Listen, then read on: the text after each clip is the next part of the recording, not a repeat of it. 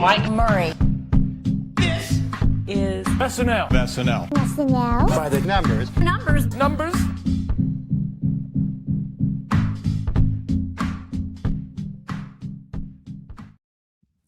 Skarsgard Saturday, Scandinavian special to 1,000 more. There's the opening haiku for you. I'm your host, Mike Murray, and this is SNL By The Numbers, the home of SNL stats. Tonight we are covering episode 1,000 of Saturday Night Live with host Alexander Skarsgård, musical guest Cardi B. This podcast is a presentation of LateNighter.com. It's an end of a run, first of 2026, and back with me, of course, is the one, the only, Jon Schneider. Welcome back. Mike, so happy to be with you here today. We've been talking for a very long time about covering SNL 1000 together, and we did it, buddy. So what a celebration. Forever, we've been talking about this. I only missed it by a week, my prediction. Figured it was going to be a Super Bowl Olympic tie-in. We got it 1 week earlier on January 31st. So pretty crazy. I've been saying the number of the episode in my intro for a while now, just waiting to get to that 1,000. And we finally made it. And finally making it to By The Numbers for the very first time after 4+ years of podcasting with us. It's Halle. Welcome to By The Numbers. Thank you, Mike. I'm so excited to be here and making my By The Numbers debut. I love to talk about SNL in a lot of different ways, and this is my first time really getting into it from the numbers perspective. So pumped to be here. How are you with stats? Do you like numbers? What's the temperature check I there? do not like numbers, but I have to deal with them sometimes. So if I'm going to have to deal with numbers, might as well be SNL related. Sounds like the most pleasant way to deal with numbers. Yeah, my side mission, as well as, making people like and appreciate SNL, is to get people to not be afraid of numbers. So if I've changed anyone's lives out there, please drop a note in the chat that, you were afraid of numbers and now they're not so scary when it comes to screen time and SNL data. So, John, my hot take of the week is I think this might have been the biggest live SNL swing I've ever seen. I thought one of the worst episodes I have ever seen to absolutely the other end of the spectrum, just an absolute pendulum, and I couldn't be more excited about it. What do you think? That's interesting, because I think there was a huge swing between Bad Bunny and Amy Poehler's episodes to start the season. There was. So I don't know that was so different, but premieres usually kind of suck. So maybe like in the middle of a season, I'm trying to think about like other modern duds that we've had in the last few years. Jacob Elordi went right into Dakota Johnson. That wasn't like a vast improvement. I'm trying to think like which other ones that, like, as a community, we were all like, all right, let's just forget that episode ever happened. But you may be right. Like in modern times, I'd have to go through the annals of SNL to think about it. But great point. It was quite the swing. I was just so happy because I love podcasting. I love doing the show. And when I saw that last week episode, I was like, what am I even doing with my life? What are we doing here? I'm actually going to do this. You wanted to just end the podcast. Yeah, I was ready to just throw in the towel right before the break. And then I just couldn't be happier. I had so much fun with this episode, and we're going to dive into it. But Halle, what did you think about the last 2 to 3 weeks of SNL? Because we had 3 first-time hosts, Finn Wolfhard, Tiana Taylor, and now Alexander Skarsgård. I agree with you that it was a pretty big swing, although I think I'm in the minority a bit. I did not feel as strongly about last week's episode as a lot of people did. I kind of, to get me to feel truly negative about something, it has to be really bad. So I kind of came out of it and I was like, okay, cool. That was an episode that happened. But I didn't really realize how drastic of a shift there was until this week when I was like, okay, wait, we're back. This was a phenomenal episode. And I actually feel like it really did kind of happen in a U-shape. I loved the Finn Wolfhard episode. Energy dipped for me a little bit with the Tiana Taylor episode at no fault of hers. She was phenomenal. It was just a weird week everywhere for everyone. And then this week we are so back, and I am so happy to be talking about this episode. It feeling a little bit like a comeback makes it that much sweeter. So excited to get into it. Yeah, I love let's this talk about poll that from U-shape. Scott in the chat, Mike. Elon Musk into Keegan-Michael Key. I feel like that's a good comparison. Yeah, and Elon Musk and Tiana Taylor had identical screen time, so it could be something about a low to high in there somewhere. We can measure some jumps. But yeah, I want to talk about the U shape a little bit, the proverbial bell curve. Talk about it in math. Let's talk about it with SNL, because normally we'll do 3 show runs. We've seen more, but I've asked this question before in 5 questions, and I want to get your answers too. If I were to put 3 blank cards on a table, I'm not going to tell you who the host and musical guests are, but I say I'm going to give you tickets to SNL for the first show, the middle show, or the final show of that run. Halle, which one are you taking? That's a really good question. I kind of want to say I would take the first so that I don't go into it with the expectation of the first 2. I kind of want to go in at the start of a run with like a pretty fresh mind. So it's not like you're going up or going down. You're just kind of flatlining at that point. Just go in fresh. Okay. John? I feel like I would take the middle of a run generally. I know that doesn't apply to this past one, but I feel like sometimes there is I know everyone at the show always says like, a week is a new week, but like sometimes I feel like there's like a little bit of holding back for that middle show. And then the third week, you're kind of like looking forward to the break. So I feel like the sweet spot is when you're like right in the middle of the SNL rhythm. And it's a shame because like it almost feels like they have to start all over and like get used to things again in the first week. And then the third week, they're ready to get on break. So I feel like the only perfect week in that sense sometimes is that middle week. Yeah, we call that the Goldilocks zone. Rust has been shaken off, but the fatigue has not set in. And John, back when we were going to a show and we saw 3 dates on the calendar, didn't know who the hosts were, me and you ended up going to the first show, which was hosted by Rami Youssef, and we had a great time, and it was a great show. And then we saw that was announced first, and then like a week or so later, maybe during our show, I forget, it was, the next 2 hosts are Kristen Wiig and Ryan Gosling. But you never know. That's why in this exercise, it has to be like the 3-card Monty. You got to flip them over and say, which one do you want, the first, second, or third? So let's take a look. And maybe we'll see Ryan Gosling again sometime soon. Maybe. You get a little something there? No, just saying, maybe. All right. People are starting to murmur in the chat. Yeah. You want to do screen time? Let's do it. Let's do screen time. Yeah, season 51, episode 12, screen time. Woo. All right, fun day. Alexander Skarsgård was in 9 sketches and was there for 23 minutes and 19 seconds of airtime. So cool to get him really taking a large part in the show, a lot more than Tiana Taylor last week. Leading the pack for the cast members was Ashley Padilla with 5 sketches of her own, 10 minutes and 5 seconds, so a 10-plus minute night for Ashley. Sarah Sherman follows her with 6 sketches and 10 minutes and 1 second. Andrew Dismukes, 6 sketches of his own. Has had a little bit of a quiet 2026 so far, but seems to rebound with 7 minutes and 21 seconds. Chloe Feynman, 4 sketches, 6:24. Colin Jost on a Weekend Update puts up a 5:55. There was a cut sketch that got put up that we don't count here, but he was a large part of that one at Dress. Jane Wickline, 4 sketches, voted MVP this week, 5 minutes and 47 seconds for her. Cardi B, 2 musical performances and 1 sketch appearance, 5 minutes and 30 seconds.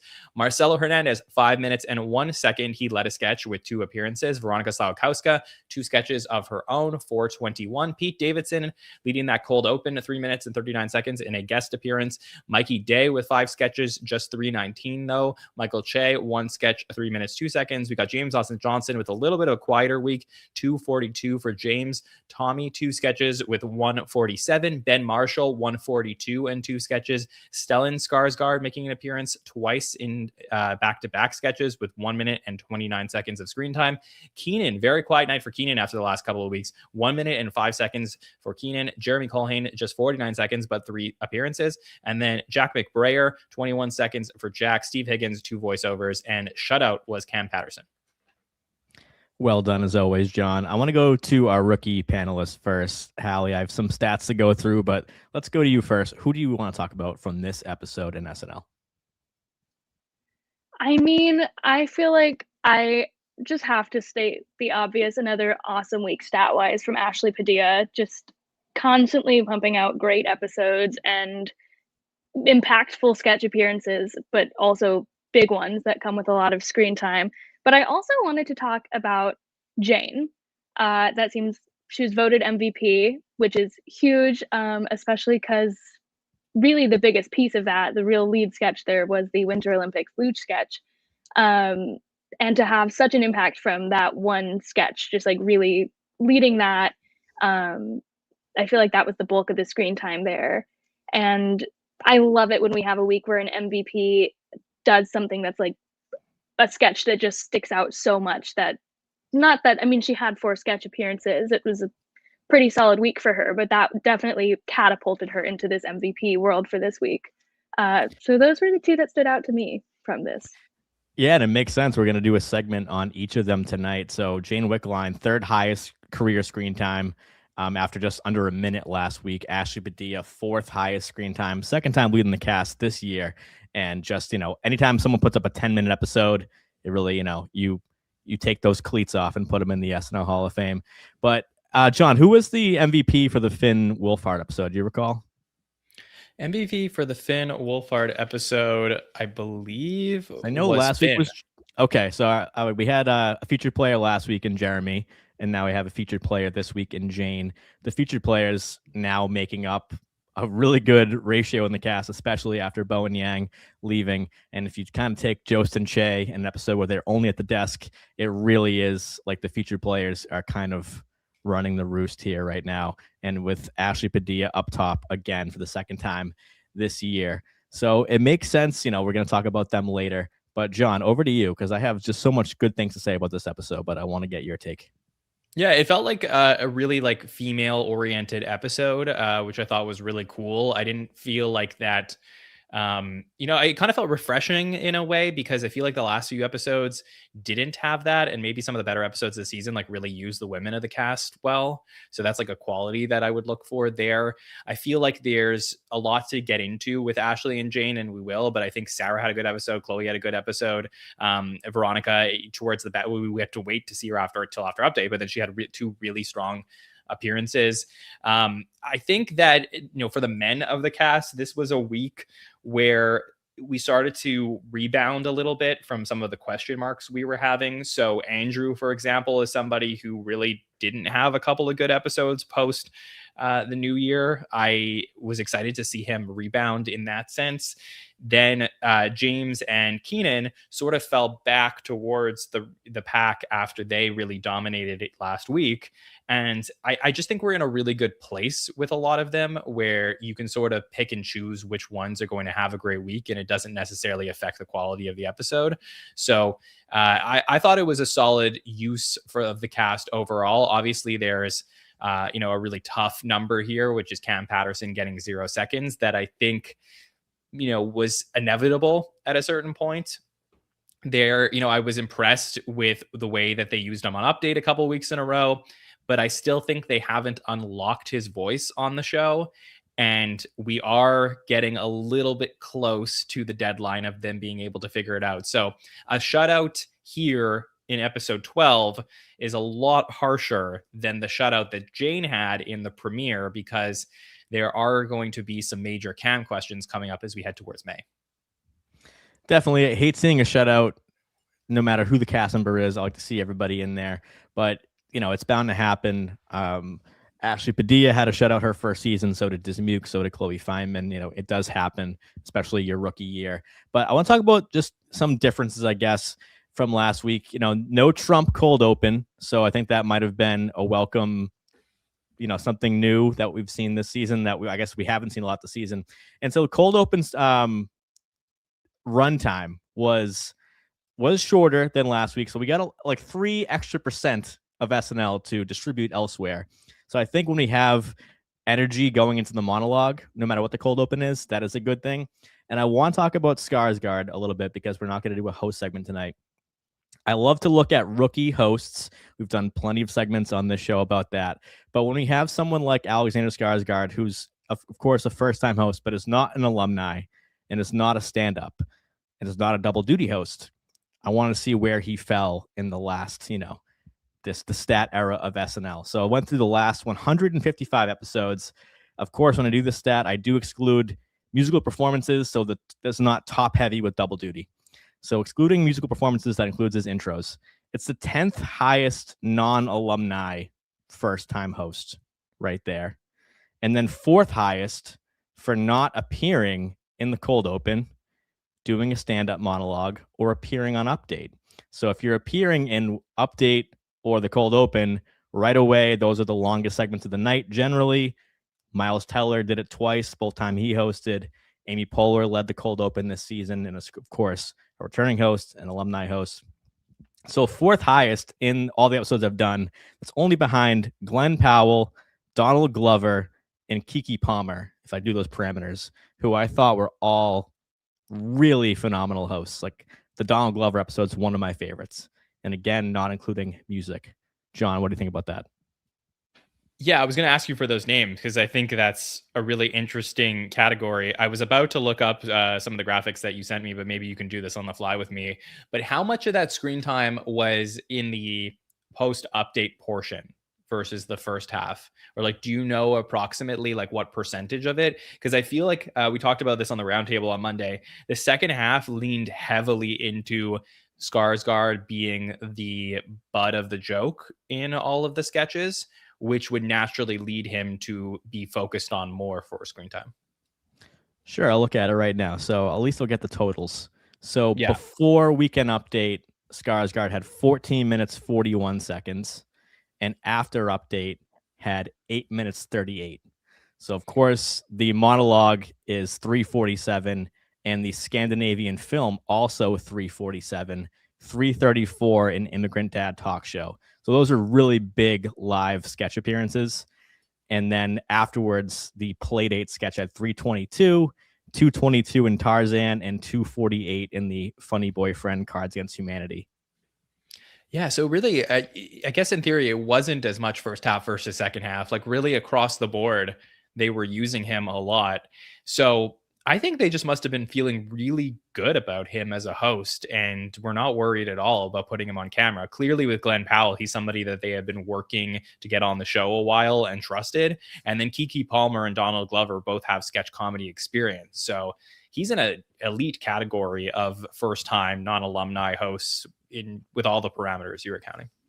And I thought he was really good. First time I watched it, I had a blast. Second time, third time, fourth time watching sketches for doing stats, I just became more and more impressed with him. I guess I had low expectations, and sometimes I can help a host, check off the By the Numbers bingo card mentioning the Regé-Jean Page episode, which I always do because I love that one, and I had no idea who he was, and I loved him as a host.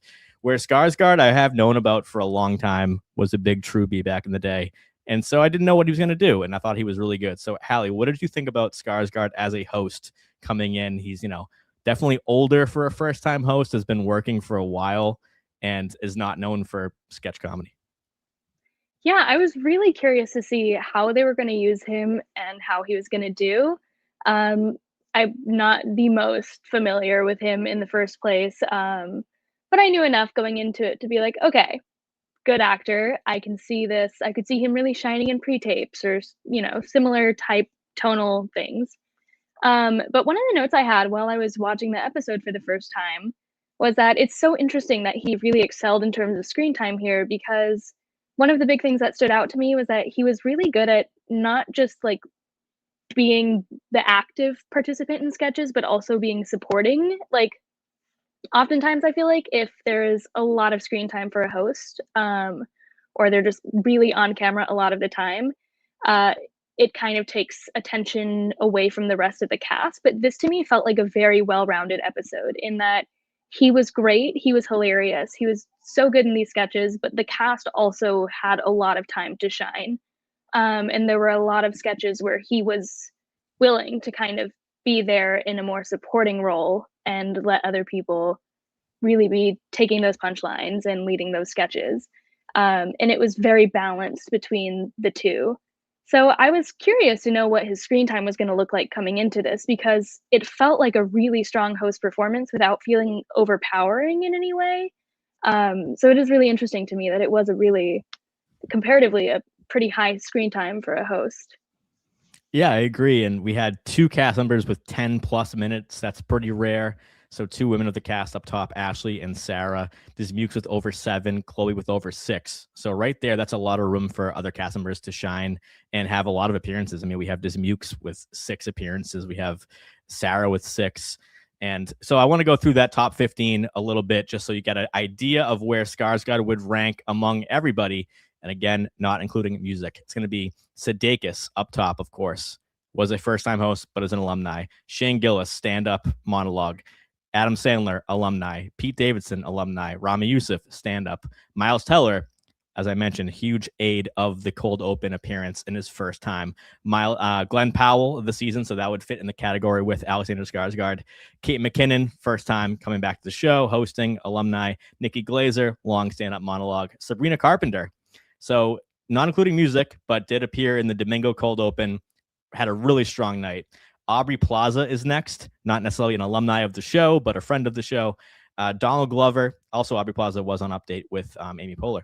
Donald Glover, I mentioned. Seth Meyers, an alumni. Kiki Palmer, and then Skarsgård. So that's all 23 minutes and above. Skarsgård actually finishes 6 seconds above Will Forte and 9 seconds above Jason Momoa in the 23-minute bracket. John, what did you think about him? I was really impressed. I'm just so curious if they're going to bring him back. They've never had a Scandinavian host before in their 51-year history.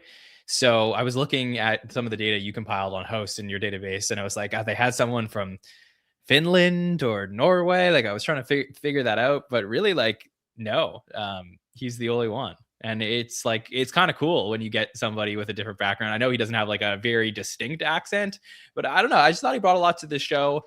It felt like they went all out. Obviously they brought his dad in, like he has a cool family connection that they wanted to make this feel very special. And I think it's going to be an episode we're never going to forget. And no one from Denmark either for the Scandinavian checkoff. I mean, there's been no Danes, but there has been Claire Danes, 1997. True. So yeah, we did see Claire Danes. But anyway, really impressed. Again, I'm just riding the high about being excited to talk about SNL again. I am every week, as I say. I love the good, the bad, everything in between. But this one was really fun. So any final thoughts, Halle, on this cast? Because there's a lot of numbers to talk about tonight. Not anything that we haven't already touched on, but like John said, just really excited to see kind of a stronger week for Andrew Dismukes. I feel like every single time I'm on the podcast, I'm talking about how big of a Dismukes fan I am. So the return of the couple who just hooked up on Weekend Update, seeing that number, climbing up again for Andrew Dismukes, brings me great joy and really was a nice cherry on top of an already good episode for me. Agreed. I love a strong Dismukes night. And I want to mention one, John, that we might not get to tonight because I have been tracking this cast member a lot closer this season as a rising star in the show, especially the year that he's in as far as tenure. And that's Marcelo Hernandez, who's kind of been all over the place. He, presented at the Grammys the following night. And I really think that the Immigrant Dad Talk Show, shout out to the Rami Youssef episode we were at, because that debuted that night and it came back with Dave Chappelle around the same time this last year in season 50.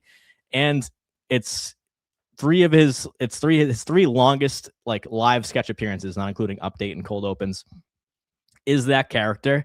I think it's what he should be doing on the show. Like, it doesn't feel stale to me. It feels like this is why he's on the show, to bring a perspective and to like have really good timing with everybody. It just seems like everyone's having fun in that sketch and not in a bad way. So we've been talking about Marcelo not having great numbers this year for what forecasted as a breakout year. So to have a piece like this, middle of the night, keep the energy going, I was just like really happy to see that come back. Were you? I was happy to see it back. I didn't love the execution of this one. I think I really loved the Cardi part at the end because it made me realize that this is a sketch that's kind of like Bronx Beat, where you need like a really good co-host next to Marcelo. And I think that having Rami Youssef next to Marcelo, like that first time, I was like, oh yeah, there's like this vibe and dynamic of like the two of them riffing off of each other. But Skarsgård like gave me nothing in this sketch. And I think the Andrew and Mikey thing was like, it's still funny to me, but it's just like not enough to give me like this extra oomph of like, oh yeah, that's back again. So yeah, you want to expand the world. You just expand right. That's what we talk about in the show. I felt like they expanded the world at the end when I would have actually had be like, and this time my wife is co-hosting with me, and had Cardi B there from the beginning. That would have been a good move. They definitely brought in like the Nordic dad to offset Marcello's energy, two very different cultures. So that made sense to me to start that way. Maybe they could have brought Cardi out sooner though. Hallie, what were your thoughts on the Immigrant Dad Talk Show Part 3? I 100% agree. This was overall a pleasant surprise. I like the previous iteration of Immigrant Dad Talk Show, and I wasn't really expecting it coming into the night, so it was a pleasant surprise. But I agree, John, that if we're bringing it back, I kind of want to see some sort of expansion happening.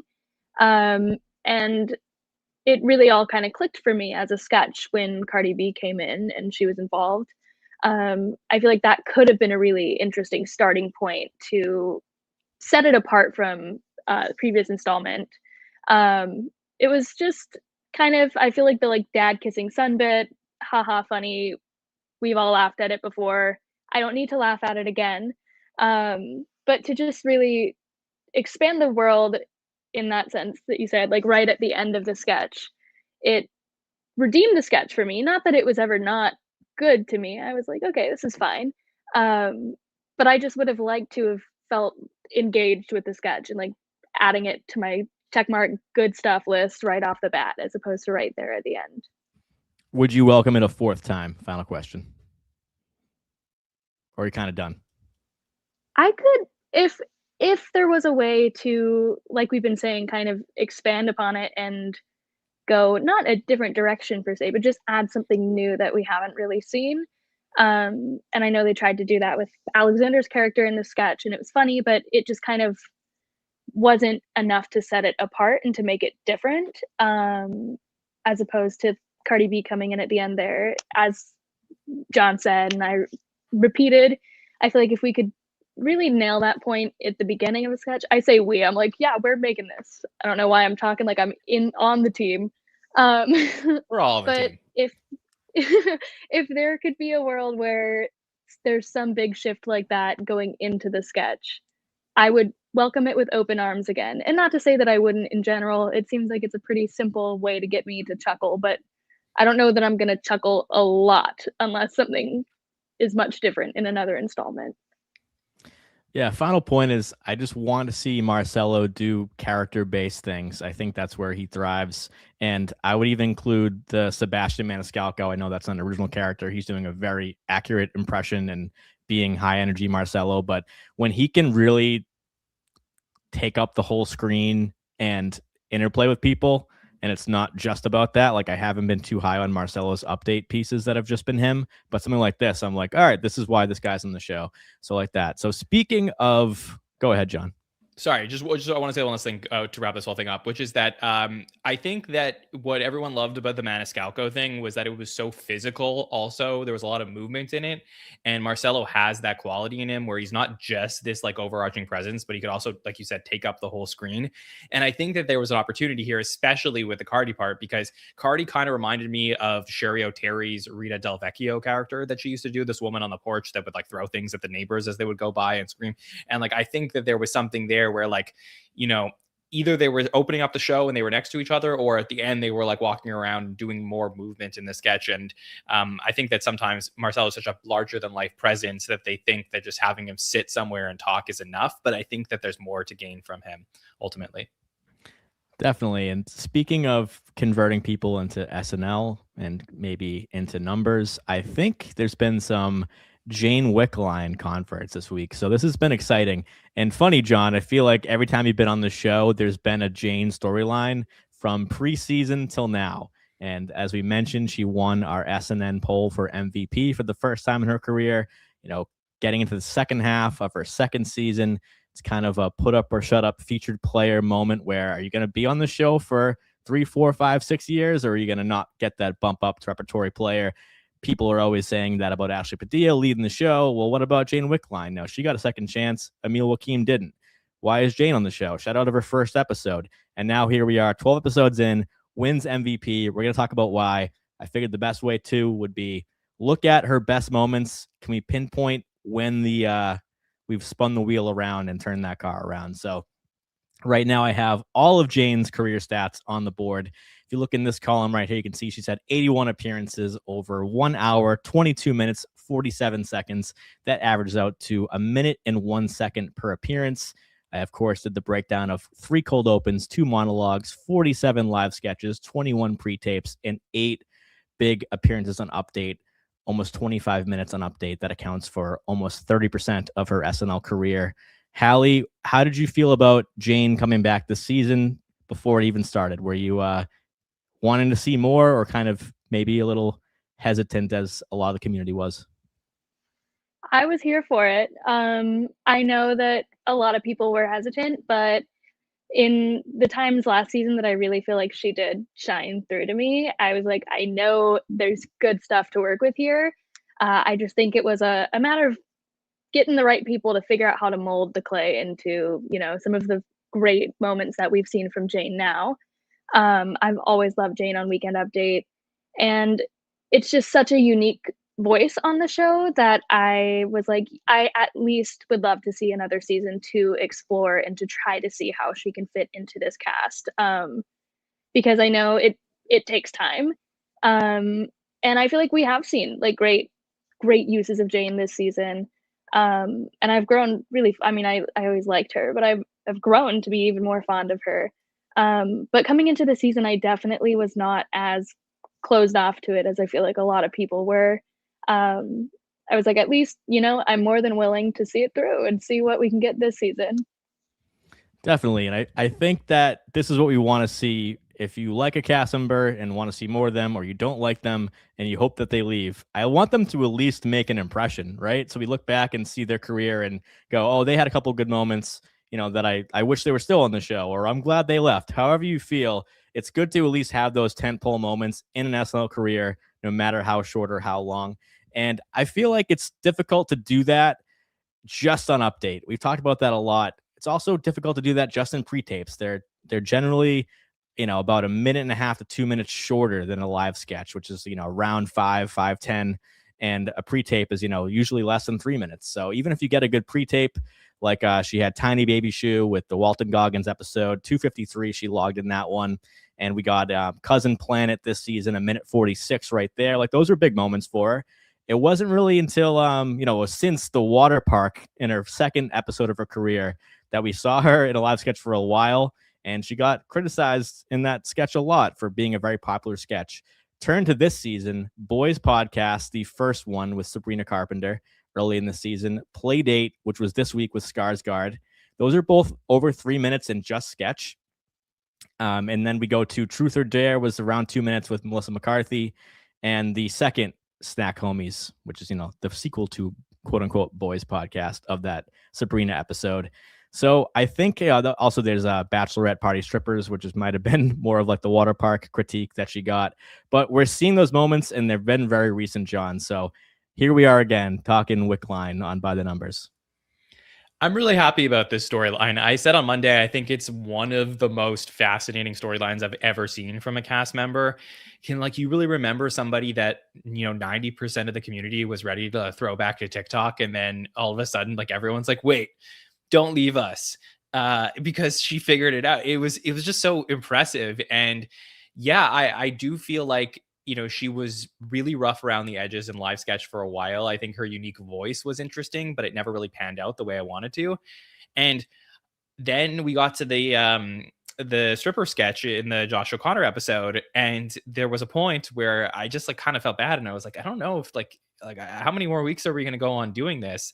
But I do think that, Cousin Planet and being with Veronica, having less women in the cast, so there's more camaraderie there, really does help her and may have helped her find her voice. And I think for some reason the writers have finally clicked into something, which is that she can be sarcastic in a monotone way, and that plays well comedically if you harness it. So for me, Mike, I've been saving this take all week. You know who Jane reminds me of? Sam Darnold. She was seeing ghosts, and somehow she's figured it out. And now she's made it big. She got the MVP, and we're all watching with bated breath every week, worried that she's going to throw a couple interceptions, but maybe she's figured it out. I love the take. Remind me, who did Sam Darnold see ghosts against? Do you remember the game? I think it was the Pats, but It was the Patriots on Monday Night Football. So we're hoping he sees ghosts again on Sunday. But yeah, I like the take. There's been, and we do a lot of sports crossover on the sports talk radio of SNL on By the Numbers, and talking about week to week. Maybe last week our team, got blown out, a la the Seahawks Broncos and Super Bowl 48, and then the next week they win, whatever, whatever ups and downs a team can go through. I know that the Seahawks lost the next Super Bowl to the Patriots as well. Just got to bring that back, John. But this is a cast member who, as I mentioned, was really cutting her teeth on Just Update. And so it was kind of a binary of, do you like the Jane Wickline songs or do you not like them? Because answering that question kind of dictates how you feel about her. So looking at these appearances right here, so I mentioned 8 appearances on Update for 24 minutes, 43 seconds. That accounts for just shy of 30% of her career so far. And the top 3 right here are all Jane Wickline songs, just solo appearances. And then we have the 2 of the 3 couple you can't believe are together, which happened, in season 50. There was another one this season early on. And also she had the character of Tamara with Michael Che at Update, which was really good, I thought. And the last one was a shorter appearance of that couple you can't believe are together with Marcelo. So that's 8, averages over 3 minutes, 5 seconds per appearance. It's always a solid moment for her. But we saw in the premiere that if it gets cut, Jane is at risk of being in nothing. So when you have that real feast or famine career in SNL, it's just really hard to sustain. How do you beat out a Keenan or a Marcelo or a Sarah Sherman for Update spots week to week when there's people like Tommy Brennan and Jeremy Culhane just trying to get there for the first time or second time? So a really difficult spot to be in. But now that we've seen her in more sketches, a couple pre-tapes, we're kind of seeing a fuller picture. So Halle, first question is, were you into her Update spots, and what's left for Jane to do for the rest of season 51 to get that promotion? I was so into her on Weekend Update. I feel like I was kind of the target audience. I was not actually very familiar with her from TikTok going into the season, but once I started to see her on Weekend Update from her first song, I just thought that was such a fun thing to come out and do as a featured player on Weekend Update, and it was so unique to me. I still find her party uninvited, I forgot the formal name of it. I still find that getting stuck in my head from time to time. And I know it's pretty polarizing, but that and the couple you can't believe are together were honestly 2 pretty big highlights for me from last season. I have the couple you can't believe are together on my list of potential Halloween costumes for the future. So I've always been here for Jane on Weekend Update. And like you said, she's really seemed to thrive on Weekend Update, and we've seen her do some pretty impressive pre-tapes. But the area that people have been a little bit hesitant about is those live sketches. And I do think that is kind of the last thing to round out as we head into, this back half of the season. For me, one of my biggest Jane turning points where I started to see her in those live sketches and be like, okay, something's starting to work for me, was in the Snack Homies podcast sketch. I thought she was phenomenal in that. It was one of my favorite performances of hers. And I don't know if anyone else feels this way, but that was when I was like, okay, something has clicked to me. I think to her, like it was maybe my favorite live sketch I've seen her do. In terms of how she was with the cue cards, how she was with her character, and how she was interacting with the people around her in the sketch. It all really came together and rounded out for me in that sketch. So I think if that general direction can continue to improve, we've seen what live sketches she's doing really well in. And I keep saying I'm like, I'm in the writer's room. I'm not, I'm joking. If they can just keep putting her into those types of things that are working for her and learning from what live sketches she's really thriving in, and she can keep playing into that and just really doing those types of things, I'm hopeful that that'll really round out her weekend update to pre-tape to live sketch arc. Definitely. We're talking about a redemption arc in real time, which is hard to really contextualize without the full story. But that's why we do this week to week, to follow the trends and see what's happening.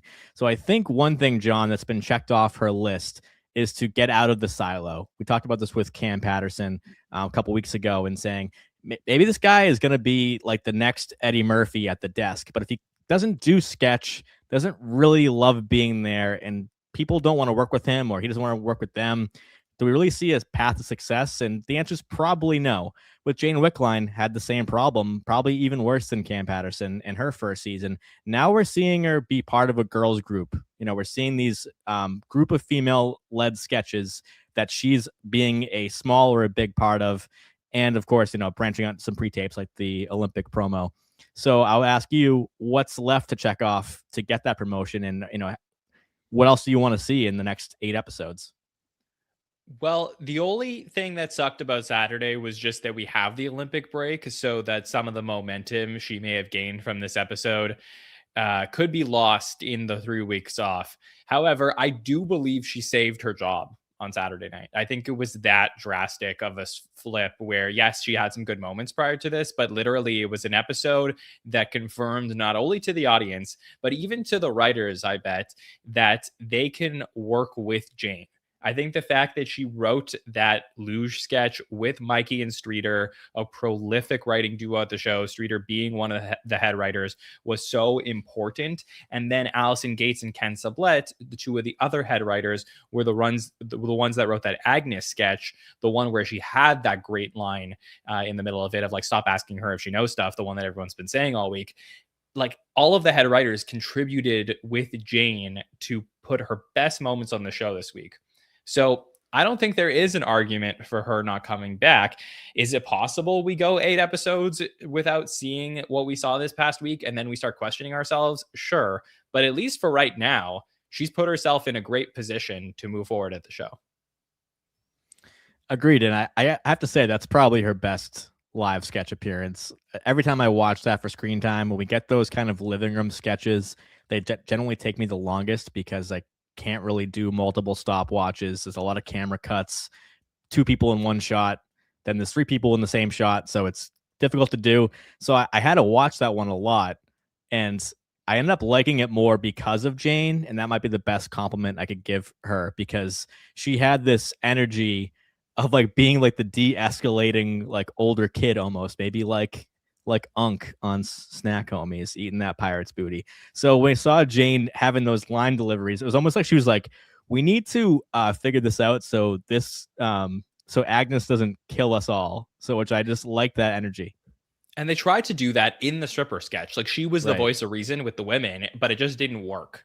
So I think they've been realizing what Jane could be good at for a while, and it just took reps to get to execute it. So again, one of the things we'll be talking about for a long time, if Jane goes on to have a very successful SNL career, is just, do we not give cast members enough of a leash on the show to be able to find their voices?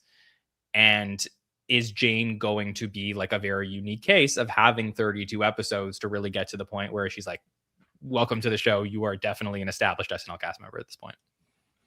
Definitely. So recapping her night, a minute 16 as one of the kids in the mom confession, Ashley Padilla piece, which she had a couple good moments with Ashley in that sketch. A minute 10 in the very next piece, which is the Winter Olympic promo. 13 seconds as another recurring character for Jane with the clapboard on the Scandinavian film set. And then, yeah, as I mentioned, over 3 minutes in the Playdate sketch in that group with Chloe, Sarah, and Veronica. So let's talk about Ashley Padilla. So we haven't done some really deep stats, Halle, on this show, this run. So I went a little crazy, but I had a really fun time. So that's all that matters, John. Is I looked at the featured player episodes, or I looked at the episodes of every featured player, the last 22, and kind of measured them against each other, because it's with stats, and why the show is so fun to do for me is there's so many ways to look at it, but there's different eras, there's different cast sizes, there's different moments in SNL, whether it be election years, this 50th season, COVID, all these different things. So to measure up the entirety of the featured player stats that I have via the power ranking, to look at the impact that each featured player has had in their tenure as a featured player, of course, there are some like Ashley Padilla, who has the highest average of any featured player I've ever recorded, followed by James Austin Johnson, followed by Marcelo Hernandez, Veronica Slawakowska, and even Jeremy Culhane, who are all in the 50 averages. Go down the other end, we see like an Aristotle Atari, a Lauren Holt, Punky Johnson, Molly Carney, currently Cam Patterson, Chloe Trost. A lot of common denominators there. I'm not going to say it, Hallie, but you can read between the lines. So what I did was I plotted them all out on a big line chart to see trajectory, and I put them in order of highest success as a featured player. You're going to see these lines here, and some of them are short because that's their career so far. If I zoom in on like a Cam Patterson, or who's only through 12 episodes, a Chloe Trost who made it one season, or I look at Marcelo Hernandez, a James Austin Johnson, Sarah Sherman, people who had did 2 full years as a featured player. Maybe the episode count varies. So that's what we're looking at here, John. You can see how many episodes it was that they've been in at the very bottom and kind of trace it. So we're here to talk about Ashley Padilla because, of course, she's not done with her featured player tenure. But look at this line on the screen right here. You can see she's already passed where James Austin Johnson was by a good amount of episodes already. So her line going up there is tracking to go way above the line that's shown here for James Austin Johnson. So what do you make of this? Well, I have theorized, for a little while now that she is probably headed towards being named the greatest featured player in the history of the show. I think that she could have been called the greatest, like having the greatest season for a featured player. But, it's interesting because, like, for example, like Kristen, Bill, and Andy were all featured players for just one season. So had they been featured players in season 32, it would have been like fun to check where they would have fit into this list. But we can only go with the featured players we have. And I think that what this chart does, and I'm so happy you plotted it out this way, because it's a really fun visual representation of just how much she's dominating the pack and how she's headed to even go up ahead of James Austin Johnson, who is an incredible prospect of the show and clearly thriving right now, is that like it shows you how great she's doing on an episode to episode basis. Last week, we put out a chart on socials that listed all of the feature players with over 10 plus episodes in a row with 3 or more sketches. So generally, when you're looking at sketch appearances, 3 sketches an episode, like you can walk away that night feeling like, hey, I had a good episode. 4 sketches, probably great. 5 sketches, amazing. So 3 is like a baseline of like, hey, you're a good cast member. She's done it now 11 episodes in a row, which only has been done by Heidi, who did it 17 times. Moffat has done it 15 times. We got 14 from Nasim Pedrad, 13 from Beck and Chris Parnell, and then 11 from Taryn. So she already topped James Austin Johnson and Mikey Day, who did it for 10 times in a row. She's headed towards that record, let alone smashing through, I think, every other record a feature player has had on this show. It is an incredible sight to behold every single week.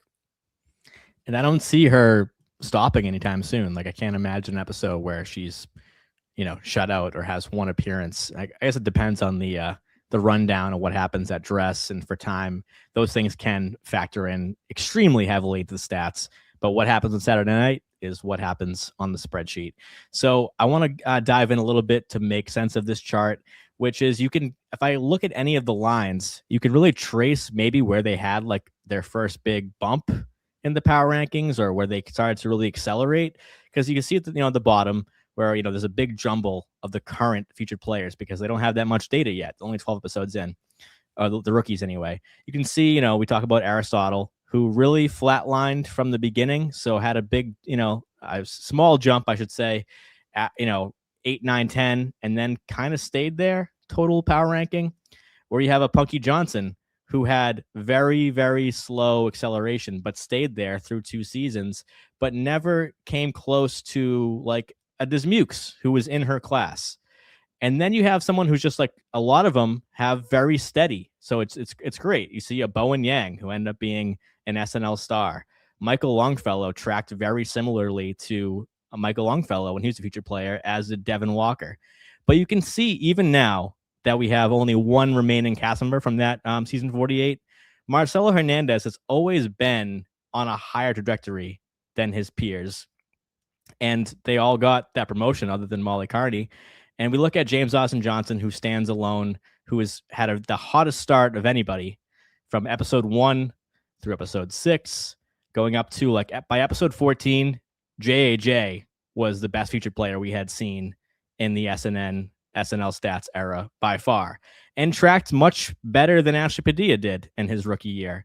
But there's a moment in the beginning of the second season, John, that you see Ashley Padilla just start murdering on the stat sheet and is like not slowing down at all. So Halle, back to you. Just about maybe that sophomore year jump.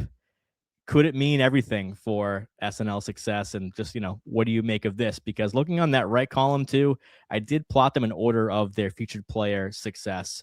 And you see Ashley Padilla, James Austin Johnson, Marcelo, Veronica and Jeremy, current rookies, followed by Ben, current rookie, Jane Wickline, current featured player, and then Sarah, Tommy, Devin, Emil, Longfellow, then Bowen and Chloe, really pretty low. Ego, Dismukes, Chloe Trost, Cam, Molly, Punky, Lauren, and Aristotle. So that's measuring all the data. We have 22 featured players, their entire tenure as a featured player. Halle, this is really a baptism by fire on By the Numbers. This is crazy. There's a lot of number happening and I love it. This is awesome. And this is just so interesting to me. This makes me feel awesome about the trajectory that SNL's taking at this point, because seeing so many current cast members that I love and current featured players that I also love, really kind of leading in that chart is incredible and makes me feel like we're headed in a really good direction. But I do love to see that Ashley kind of major spike going into her sophomore season.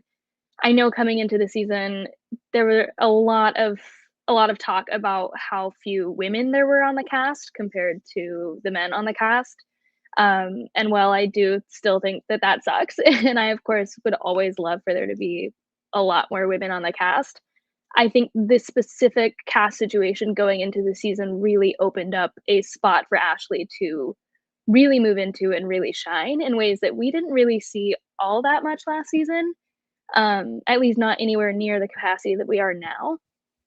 And so I think she's always been so funny and great, but the cast situation and just the lineup that we had going into this season, cleared that path a little bit for her to take that big jump, and she just charged right through it with a speed and strength that I could not have foreseen. But this is also so interesting to me because I don't know. I think I would have predicted that she would be maybe neck and neck with James Austin Johnson, but I don't know that I would have predicted straight up that she would be really taking the lead that much, especially with, of course, James Austin Johnson brings so much to the table with impressions, particularly the political impressions that we see all the time. That's kind of a really great tool that he has when it comes to having an impact in episodes, screen time, appearances. So for Ashley to just be charging ahead like that with a very well-rounded set of appearances is really fun to see. And John, I want to go back to you real quick. Shout out to you for this idea, because it's one of these things that the power ranking has, ultimately exposed about SNL, for better or worse, but especially for fun on this show, is really trend forecasting. Shout out to 80 and Bowen about cast changes and what's really happening behind the scenes. Because I mentioned when I went to Halle, the sophomore kind of bump, really escalating whatever you were doing in season 1 to your second season, but also the ending of your second season, where you just mentioned a minute ago that we're going into the Olympic break, and that is almost a bummer for Jane because she's picking up speed. Where I'm looking at the end of some of the second featured years, and I'm seeing a kind of in the middle of year 2, Devin, Longfellow, Chloe Feynman, Sarah Sherman, like being pretty neck and neck. And again, this is looking at their parallel careers because they weren't rookies at the same time or sophomores at the second time. But at the end of it, you see where maybe people got that third year because Molly had some good momentum, but like just flatlined at the end. So if I looked at that in hindsight, it might make sense now why they weren't asked back or not brought back for a third season where their counterparts were, because finishing strong might be as important as starting year 2 strong. I think so. I just think that what this chart really shows is that there's a general trajectory of a featured player based on the current system at SNL of like your first 2 years at the show. So the clumping together of all of those people is where you would expect a average replacement featured player to end up. Some will do better, some will do worse. Probably if you're towards the bottom of that, you're more at risk. You get to the top naturally, you're likely to stay on to move past being a featured player. I think that, you know, sometimes when you're watching SNL, you'll have these outliers that appear, and the people towards the bottom of the chart we'll talk about here. But the people on the top of the chart is the reason I really like watching this show more than anything else, because I always wait for someone to come out and be that outlier and break the mold. And the thing with Ashley is that's so interesting to me is I just feel like it's been so long and so many years since we've had someone come in and just do something different, not only in sketch, but also just analytically, like on screen, you're looking at it. Like there was a chance after covering the show for 5 years with you, Mike, and going week after week with the numbers, that we would just be looking at the same sort of pattern with cast members coming in and out of the show. And finally, this person comes on and they're doing things at a much higher rate than anybody we have seen before it during our time covering the show. And that just fascinates me. So I guess it begs the question of like, it's totally fair during, you know, from now until the end of the season to say, is Ashley the greatest featured player we've ever seen on this show? At what point, is it next season? Is it in 2 seasons? Is it in 3 seasons? Do we start thinking about where she lands in the pantheon of the show? Because week after week, she's not slowing down. Like, when is it going to become fair for us to start talking about her place in the all-time great rankings? It's a great question. I think I'm already there with James Austin Johnson. I think he has worked his way into the top 50 with what he's been doing, especially, as I mentioned on last week's show, covering some ground left behind by Bo and Yang, being able to thrive in sketches that don't involve impressions of presidents or cold open appearances. So I think with Ashley, it really depends on how the cast changes moving forward. And one of my big takes watching this week's show, doing the stats, was, wow, we really saw like a 10-round boxing match, SNL style, between Sarah Sherman and Ashley Padilla. They were going like blow by blow. They're not versus each other, but as I do my stats, I will do the power ranking calculations automatically as I go on. So sometimes it's fun to see it change through the episode. Like, wow, after the first sketch, this person's in the lead. By update, how's it different? By the 10-1, how's it different? It's kind of like a really extra nerdy power ranking stuff we don't need on this show. But it is interesting because Sarah Sherman really came on strong at the end following her big update appearance. And she already had been in the first sketch supporting Ashley, but they both ended up like 3 seconds apart posting 10-minute nights. So it's a matter of, does competition, you know, breed that creativity and make people thrive because they're, I don't want to say the word threatened, but there's someone else who can do what you do better than you, or they had a better week before you. I think if it were me, I'd be like, okay, well, next week I'm going to get them in the best way possible. Hallie, what do you think about that? Some heated rivalry at SNL, so to speak. I love it. I love the heated rivalry reference. But I think that's a really interesting point that they were so close this week. And gosh, I can only imagine doing the power rankings and watching it go up bit by bit, seeing who's going to win. But I think this the two of them being so strong, especially this week, really works because I just think generally they each have areas that they really thrive in, and they're different enough that they can both excel at the same time without it really impeding on the other one. So I think it's just like a really fun, screen time neck and neck situation, but yet there's a space for both of them to be doing what they are good at, and thriving in that without, going too much in there's like a middle of that Venn diagram that they venture into, and when they do, it's magical. But what they do on their individual sides of the Venn diagram are great too.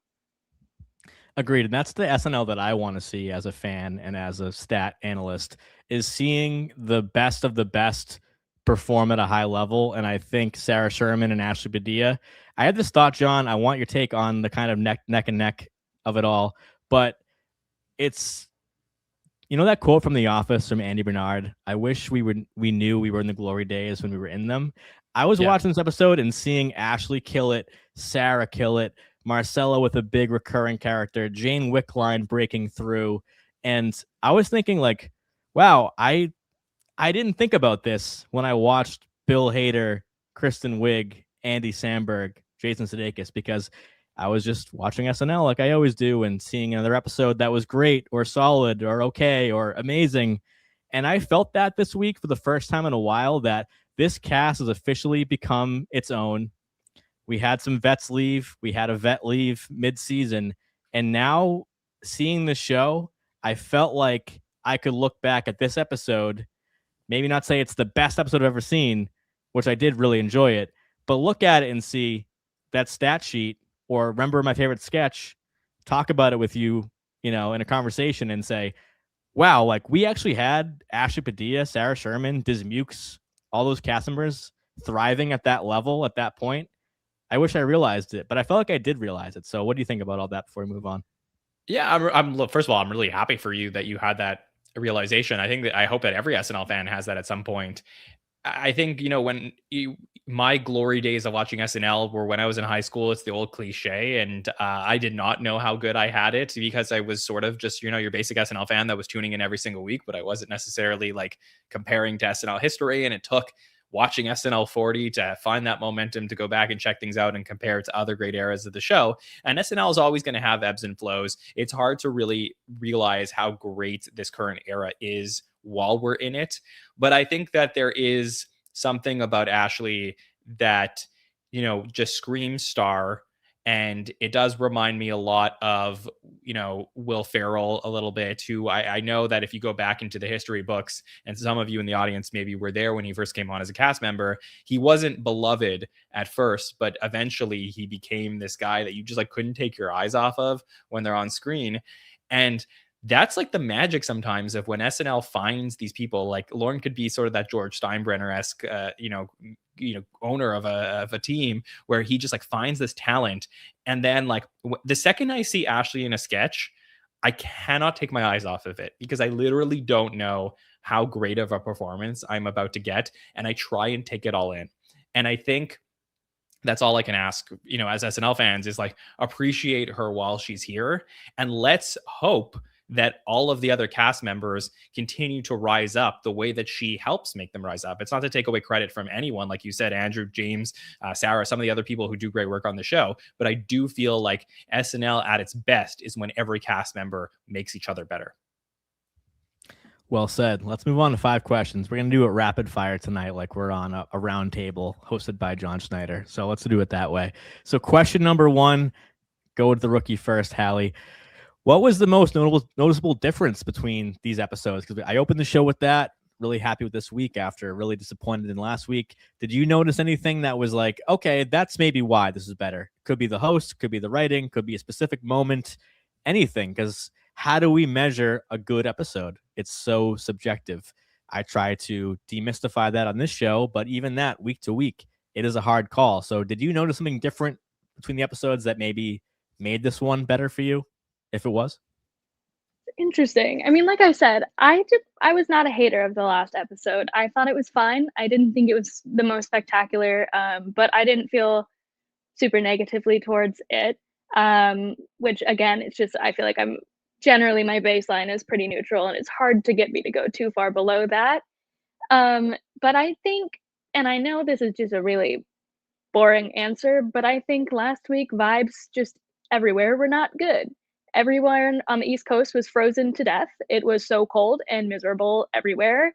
Um, it was just not a great weekend. A lot of people were bummed out, and I think that is the type of thing that does impact an episode, even though that sucks and it's not something that we can control.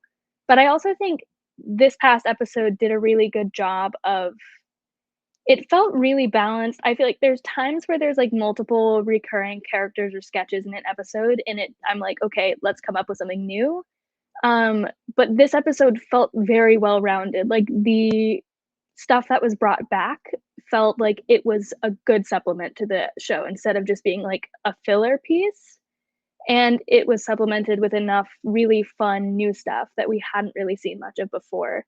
And I feel like sometimes if there's a week where people are not loving it as much, it does help to come back into a week where it is kind of grounded in some stuff that we have seen before and love. Like I thought Andrew and Ashley on Weekend Update was like a great anchor of the episode for me, because I was like, I know this, I love this. I've seen enough new stuff that I loved watching, but I'm reminded of other things that I love. I think it's just good to come back after maybe a little bit off week with a good mix of stuff that you know is going to work and new, wacky, out there stuff. Yeah, I don't think it's a boring answer. I think off the field stuff can impact the viewer and the performer. So, John, what about you? Was there a difference maker in a sketch, a performance, the host, the writing that really kind of clicked for you? I think at its simplest point, the show just put the right sketches on the air this week versus last week. Absolutely. That's my answer too.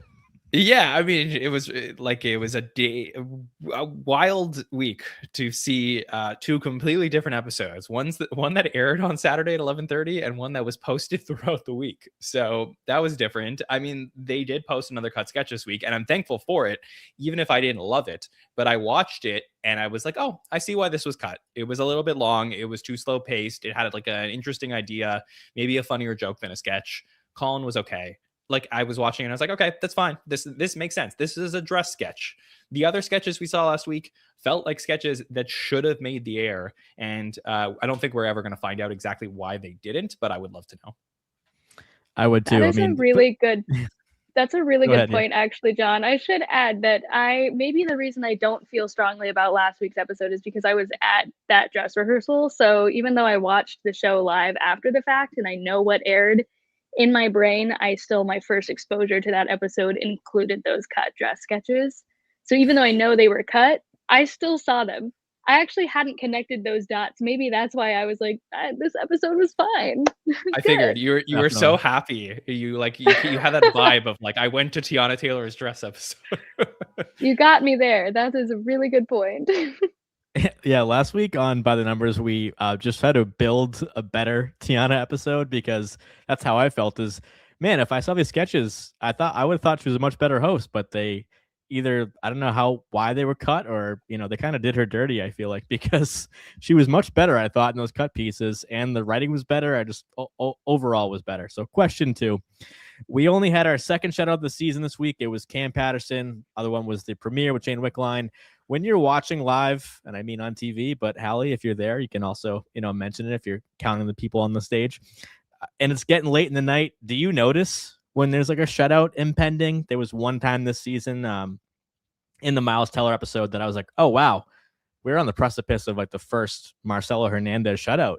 And then the 10-1 was this like pretty bad Italian restaurant sketch, but like, oh, hey, there's Marcelo, he got in there. So do you notice that when you're watching, or does it even matter if someone shut out because it might not impact the overall product? I just generally have the short-term attention span of like a gopher or something. So I am not very eagle-eyed when it comes to keeping tabs, especially if it's smaller, like supporting roles in a sketch. Those will slip past me so easily. There's been a number of times where we're nearing good nights and I'm like to my friend, oh my goodness, did this person get shut out? Like they were in the last sketch. Dude, get it together. But that's just me. but it's not something that generally jumps out to me until after the fact, unless it is someone that it would be very, very weird to see them shut out. Like, at this point, I think if we were nearing the halfway point of an episode and I hadn't seen Ashley, I'd start to get weirded out. Like, I think there's certain people that it would stand out more. Yeah, And speaking I also, of attention span, has anyone ever watched Weekend Update and completely forget who's hosting? Because that's me, like half the weeks. I'm like, oh yeah, they're hosting, and they could have been great. I just forget. we come back from update and I'm like, oh yes, right, this is what's happening. Checked out there for a bit. Not that I wasn't paying attention, but Weekend Update, I was in my own world watching Weekend Update. But it sucks when someone's shut out, and it's not great, and I imagine it's very not fun for them, but to me, it is far more impactful to have, like if someone is having weeks where they're having impactful sketch appearances and then they're shut out a week, it doesn't really register to me, because I'm like, they have made an impact, they were shut out. I would honestly, if someone's in a bunch of sketches that they don't need to be in and they're kind of just there to be there, I'm more likely to pick up on that than I am if they're shut out. So I'm not usually too conscious of shutouts as they're happening. Usually I find out about it from the podcast, because I really just I'm so bad at keeping track of who was in what. When someone pops in and hands something to someone for 5 seconds, I always forget what happened there. Yeah, fair enough. I mean, last week it was Ben Marshall 3 seconds in a cold open and then never again. So avoid the shutout, but if you didn't see him silently appear as Loki at a table at the Trump Awards, you would have thought he was shut out. So going over to somebody who I think is a very eagle-eyed SNL viewer, Jon Schneider, what do you think? Does this matter at all, or is it really like just for fun for the community to be like, hey, we got Melissa Villaseñor? Well, pardon for the sports comparison, but when I was younger, my dad used to take me to Montreal Expos baseball games. And, there's a couple ways to watch the sport.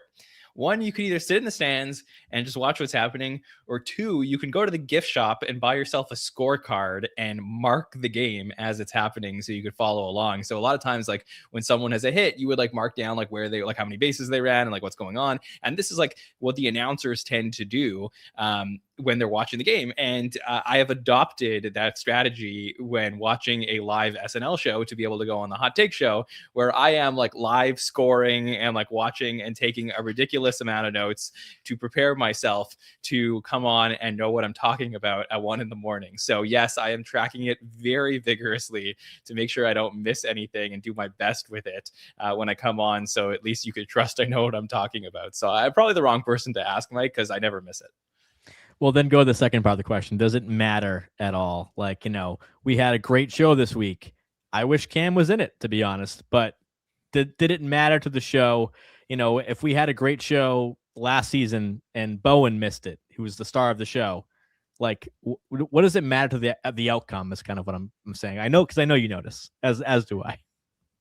For sure, it matters. I mean, it's part of the concept of the show. Again, like it's why I love looking at the show from an analytical data perspective, because again, Cam Patterson was there on Monday, meeting the host, whether in person or Zoom, pitching like a quick idea in Lauren's office and saying like, okay, here, Alexander, this is my idea. He was there on Tuesday, sitting in a room with writers, trying to come up with sketches to put himself in it. He probably submitted something to the table. He read it at the table. It got cut somewhere along the way. He was in a couple sketches. He's there up until Saturday at 11 o'clock thinking he's going to be in the show, and he got cut.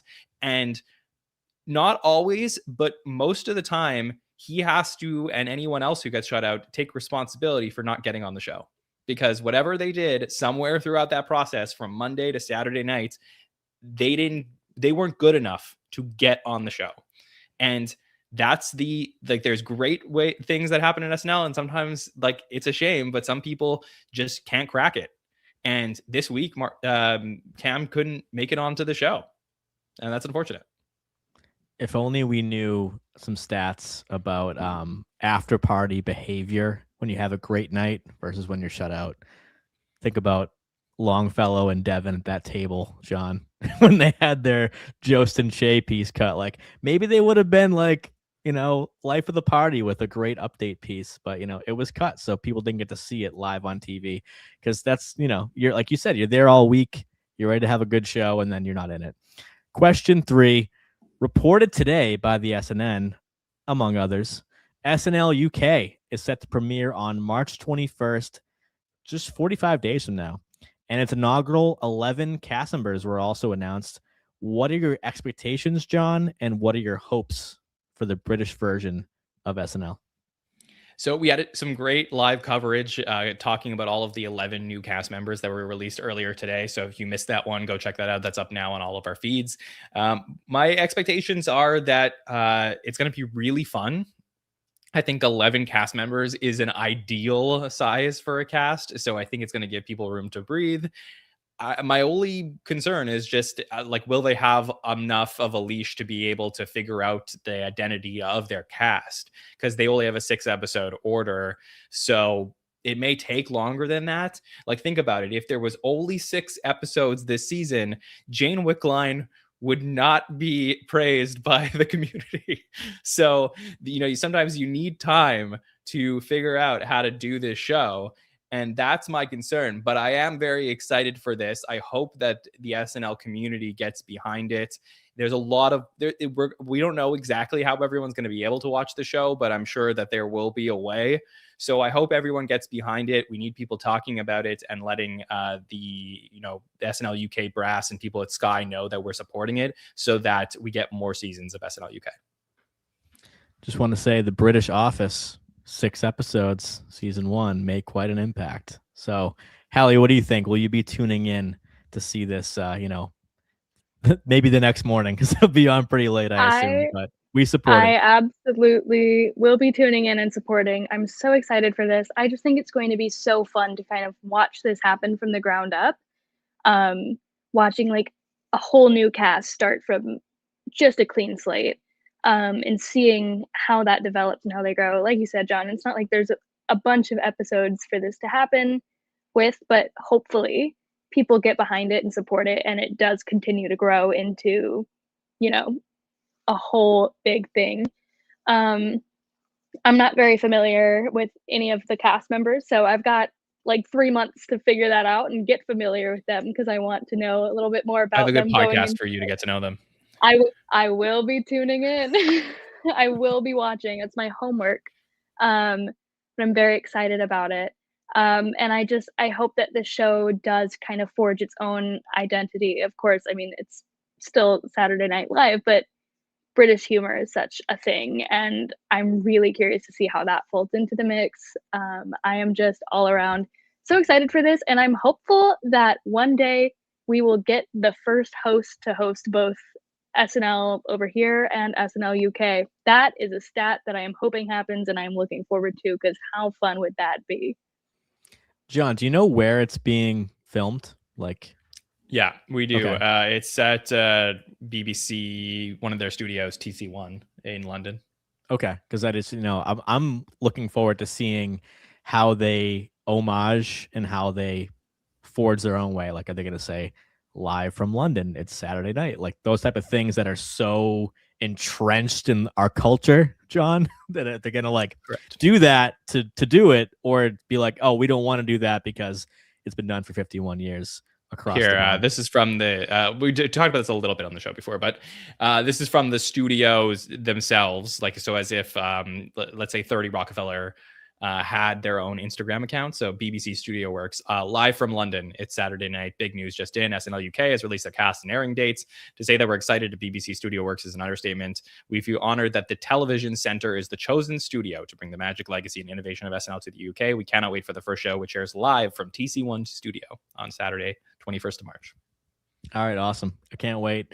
This is to make another NFL comparison. NFL has been really pushing these international outreach of the NFL to grow the shield and make people want to watch American football, which I think kind of maybe helps the brand, but can hurt the product. Where in this case, I feel like this can, no matter what happens, it can help just to bring people to the show. So I don't really see any detriment to having this UK spinoff or, reboot, because it's a whole new thing.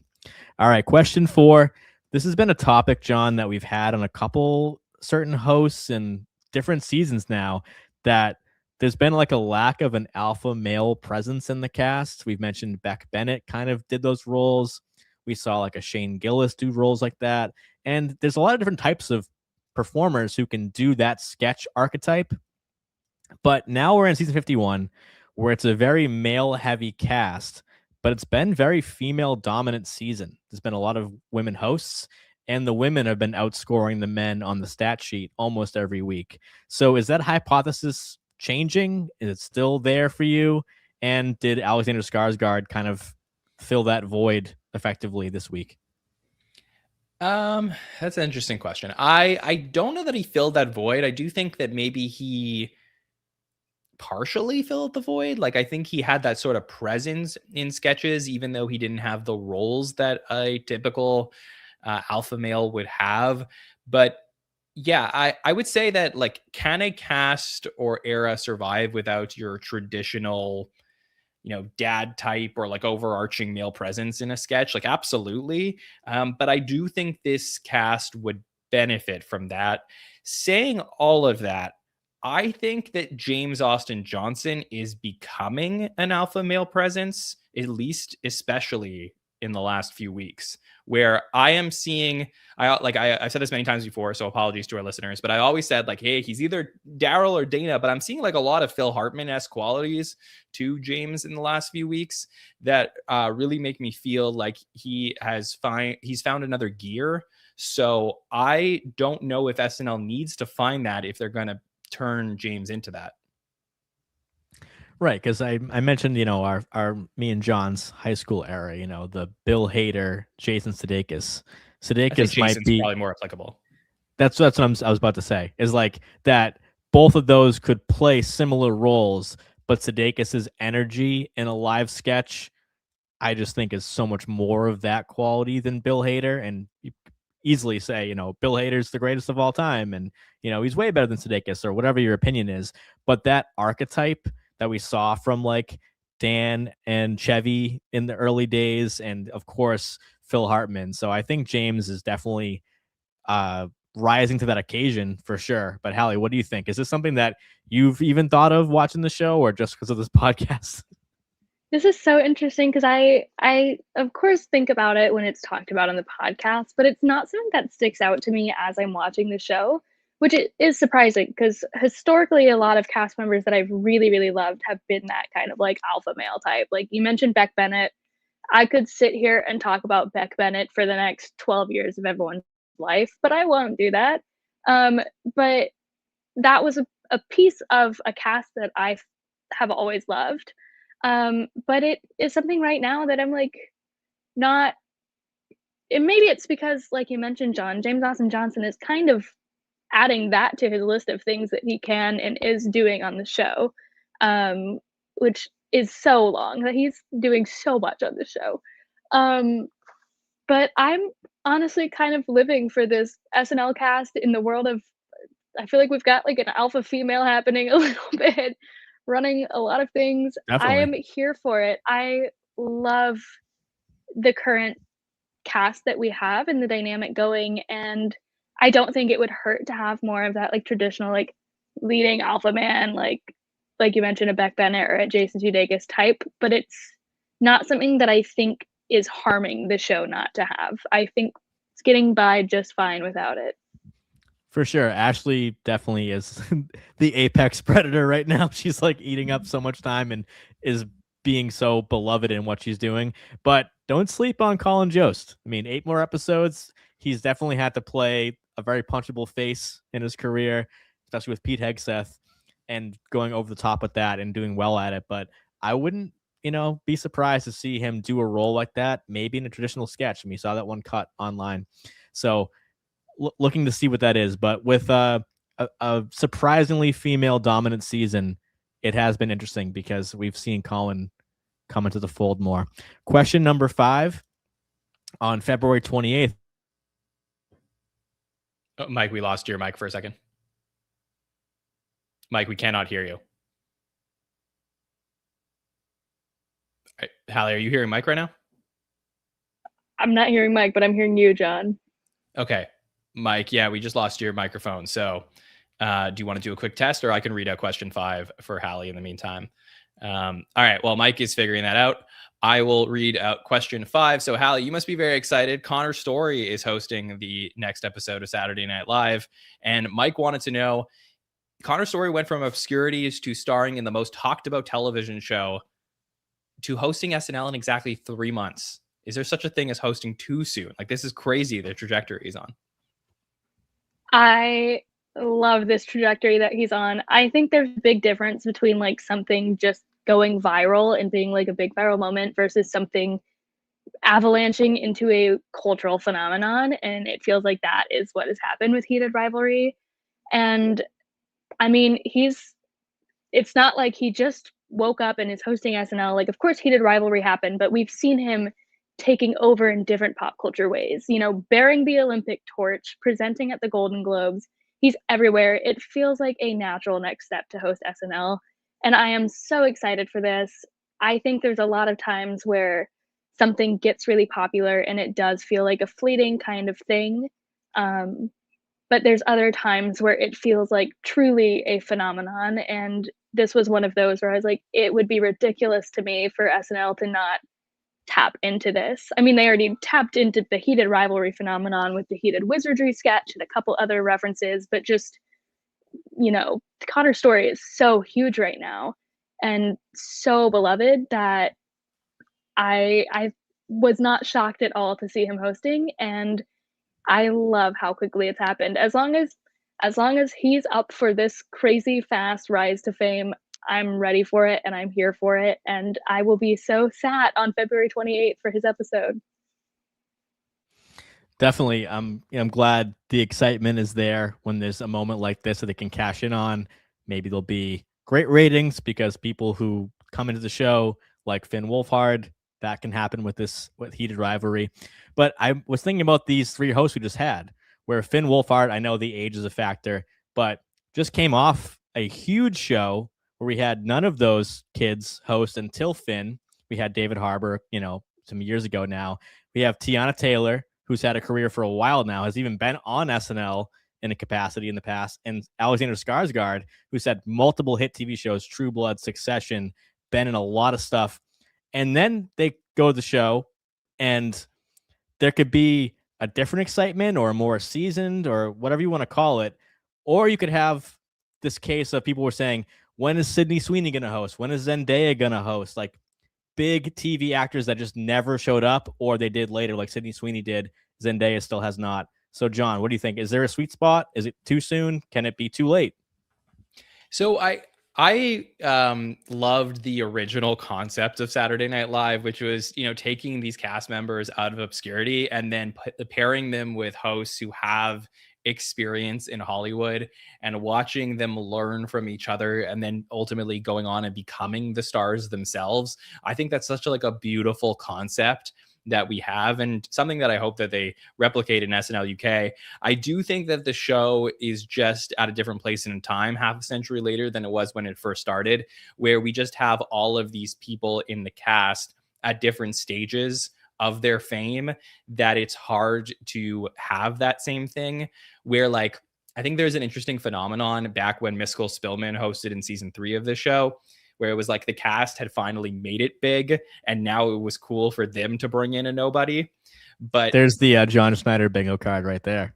Yeah, you're waiting for it. Yeah, But I think like you can't replicate that in 2026, unfortunately, because this show, you know, has been institutionalized and has become something unto itself, where it's like a show within a show. And I just don't think that you get that same phenomenon. So for me, because of the way that the show is right now, I think for the longevity of the show, it's better for them to hit on the new hotness always, regardless of where the cast is at, so that people, you know, will stay tuned in or come into the show. Like there's probably a lot of maybe younger people, maybe people who don't watch SNL so much, who will tune in on Saturday, February 28th to watch Connor Story host. And that's so important for the show. Definitely. And they'll keep doing it. I guess the real answer is just to kind of have that mix of somebody who's so overdue, somebody who's promoting like their third big movie, and to have someone on the other end who's like breaking onto the scene. So let's move on to the power rankings. After 12 episodes of SNL, we had a lot of movement, John. I see a lot of green and red arrows, so take it away. Yeah, definitely. So this was an exciting week to look at the power rankings. The first time we're headed to the big board. That means we're headed towards the end of the season right now, Mike, where we got, all of the numbers adding up to each other. So this is fun. All right. First up on the list, of course, is Ashley Padilla, who's at a 104.4 after 12 weeks and putting up a 135.8 in week 12. So she continues to smash through. And then a really interesting race here. Mike, have we ever had something like this where we have two cast members that are separated by, what is it, like a tenth of a digit? Like, how does that work? Yeah, we did with the Heidi Mikey race a couple years ago, where it was we had to do the second decimal point because they were like so close, especially for a few episodes in a row. But it does happen. Yeah, crazy. Well, Chloe at an 89.38 moves back into the second slot after putting up a 94.5. James slides back to 89.37 with a 44.6. So a tight race there at number 2, still significantly behind Ashley, though. Sarah remains in 4th place with an 86.5 after having another good week here. The first really strong week from Sarah that we've had since week number 8, 128.3. And I think that's her highest week of the season for her power ranking. So good stuff there from Sarah to maintain the 4 spot. Andrew Dismukes moves back into the 5 slot here, putting up a 121.4 and averaging 80.8, ahead of Colin Jost, who slid back, putting up a 63.5, now down to 77.8 for the season. Mikey rose from 8th to 7th, where he moved ahead of Keenan. So we got Mikey at 72.9, Keenan at 69.4, and that's because of the 73.2 about average week for Mikey, but a real slide from Keenan, 23.3 this week. Then Marcelo remains in the 9 slot. He had a above average week with a 71.5, but not enough to move him up too much higher. 66.8 average for Marcelo. We got Veronica and Jeremy, who are then like a big space between 9 and 10. But Veronica 52.3, putting up a 42.7 week, 50 on the dot for Jeremy after a light week for him, 22.6. Jane Wickline, fascinating stuff here. I believe was in 15th out of 16th place last week.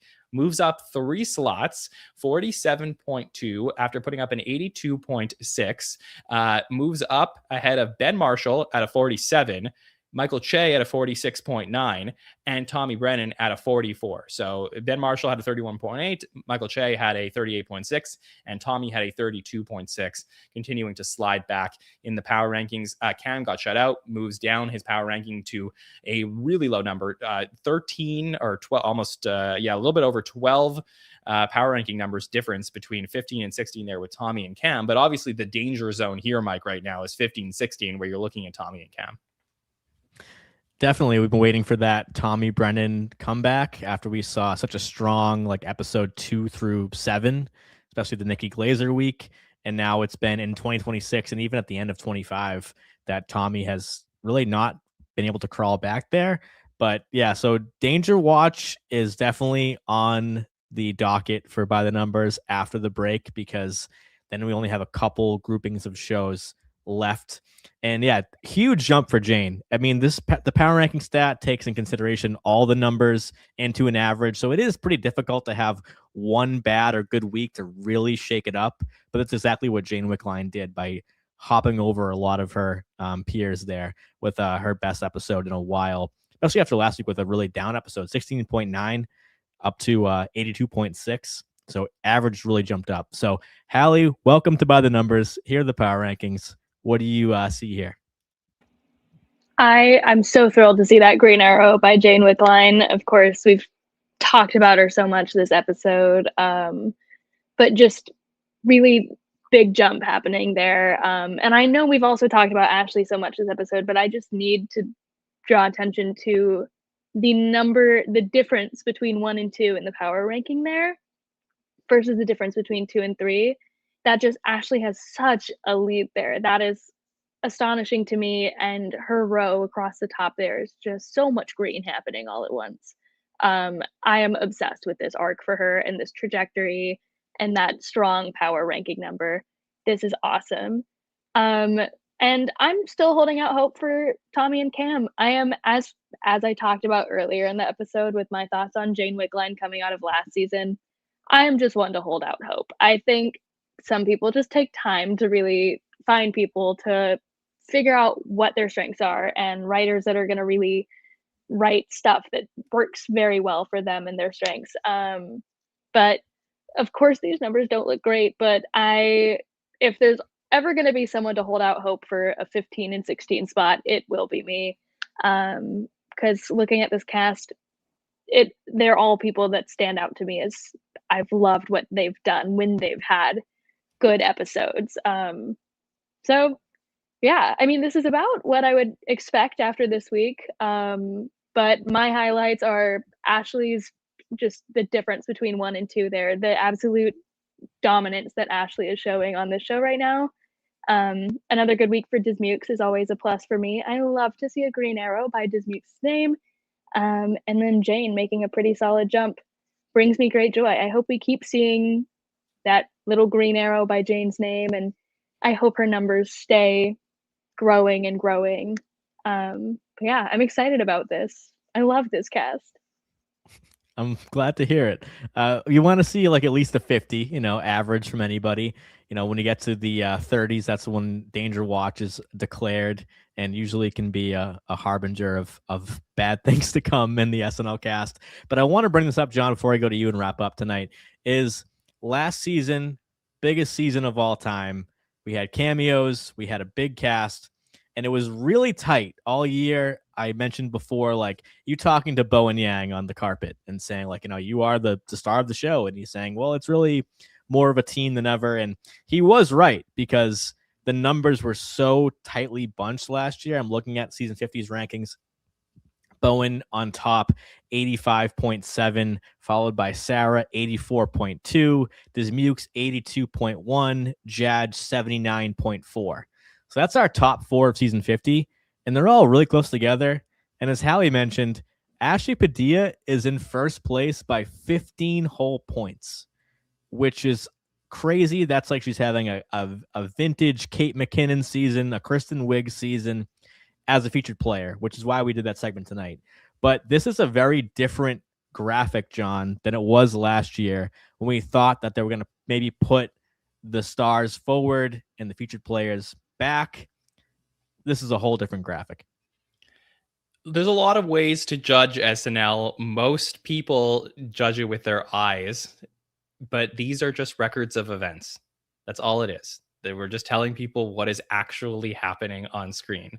And Ashley is doing significantly more than the rest of her contemporaries, and the numbers show that. So, I think when you get the combination of people really enjoying somebody's sketches and they're also crushing it analytically, you end up with a true star.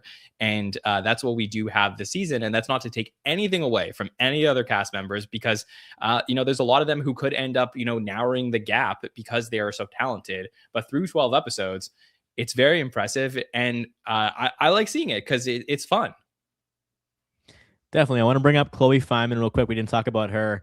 Averaged a 78 in season 48, a 67 season 49, dropped to a 57 in season 50, and is now holding the second slot pretty solidly for a couple of these weeks. Of course, right now we mentioned it's like a razor thin margin with her and Jadge, but up to an 89.4 about. So huge storyline there that's a little underplayed right now. So just to wrap it up, as always, we are brought to you by LateNighter.com. John, what's heading our way on the podcast during the break?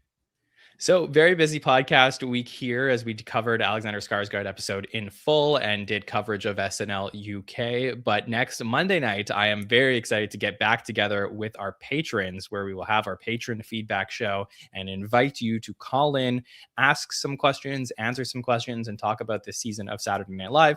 Sammy K will be along for the ride, and the form is available now on Patreon, so you can register patreon.com/the SNL Network. And if you are a patron and you haven't come on one of the shows so far this year, come on, I want to hear your voice. I want to hear what you think of the season. It's really fun. So we look forward to hearing from you, and we'll send out those time slots over the weekend for everyone to come and register. And then we are working on a new episode of our series, Everything You Need to Know About Saturday Night Live. It's been a long time, but we're really excited to premiere season 25 of that series sometime in February, and hopefully some more interviews to come. So yeah, very excited for everything we have here at the SNN. Make sure you tune in on all social platforms to never miss when we're going live. And you can subscribe to the podcast, YouTube, Apple Podcasts, and Spotify to get notifications about our new episodes.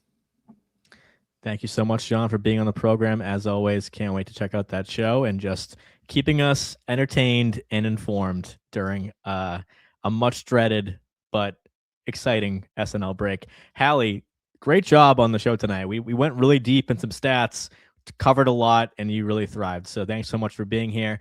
What do you have to say to the stat heads out there? Well, first, thank you so much for having me. That was so fun. I love numbers when they're related to SNL. This is a fun full circle moment because I started listening to the podcast when it was SNL stats, and that was the bulk of it. And that's what got me into it. Now I'm here doing the numbers, not with great expertise, but I sure can talk. But thank you so much for having me. This was so much fun. I'm now going to go study up on the SNL UK cast with the help of the network, of course. Going to go do my homework and figure out who these people are, what they're about, what I can look forward to with the season 1 of SNL UK. But thanks for having me. Thanks for crunching some numbers again. Always a highlight of my week to see the power rankings and everything else that you pull together. And getting to do it here with you guys was so much fun. You did great, Halle. Thanks so much. Classic entry into this podcast. People come for the stats, and they stay for the community, everything else. So thank you to everybody in the chat. Love hearing your opinions, and love hearing from you online. You can find me at SNL Mike Murray on Twitter or Instagram, where I do post these stats and sometimes do some live tweeting as well. Always follow our socials at the SNL Network. Wherever you want, we'll be there and bring you everything you need to know about the show from America and beyond. So for Jon Schneider, for Halle, for me, Mike Murray, this is the SNN. This is By the Numbers, and we will see you in March. Thank you very much.